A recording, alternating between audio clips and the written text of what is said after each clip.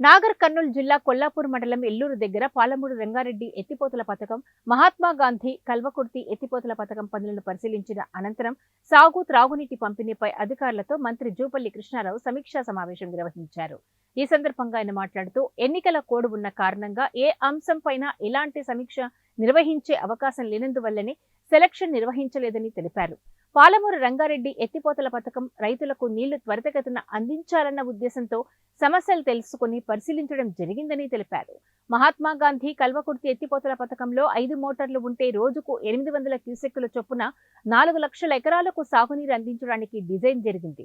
కానీ అందులో 2 మోటార్లు పనిచేయడం లేదని, గత ప్రభుత్వం 4 సంవత్సరాల నుంచి మోటార్ల రిపేర్ గాలికి వదిలేశారని, 3 మోటార్లతో 3 లక్షల ఎకరాలకు సాగునీరు అందించడం కష్టంగా ఉందని అన్నారు.